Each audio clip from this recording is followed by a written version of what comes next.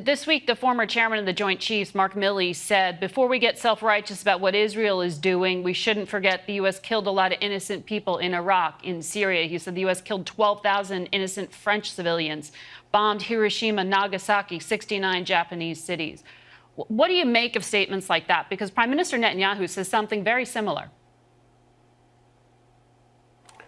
Well, Margaret, there's no doubt that, excuse me, the United States has not been perfect, far from perfect. But since World War II, we've adopted many more measures to try to restrict civilian harm, and we try to improve it all the time. And of course, after World War II, the world adopted the fourth article of the Geneva Conventions, which is designed specifically to protect civilians in war. So, Milley can talk about the things that happened in World War II, but the world tried to learn some of the lessons after World War II. Okay, we're going to take a break and come back. And Senator, we've been talking about the Biden administration, but I want to refer to what's happening in our own domestic politics right now related to Gaza.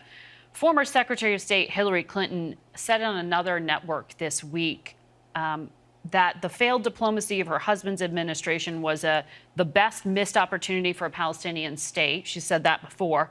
But she said student protesters don't know very much about the history of the Middle East or, frankly, about history in many areas of the world, including in our own country. What do you make of the characterization and the concerns right now among so many young voters?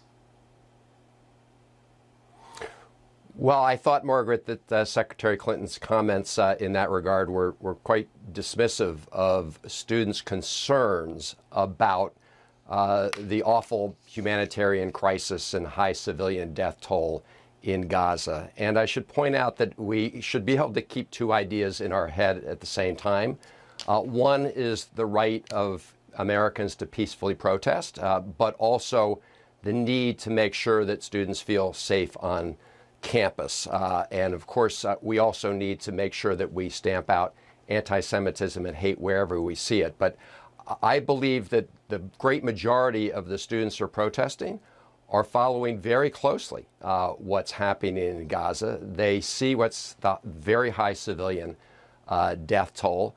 And so we can certainly revisit history and past negotiations, but I believe that the overwhelming majority of the students, not all, and there are some very bad elements that are involved, as well as on the counter-protest side. But I believe that the students do understand what's happening in Gaza with respect to the civilian casualties. Senator Van Hollen, thank you.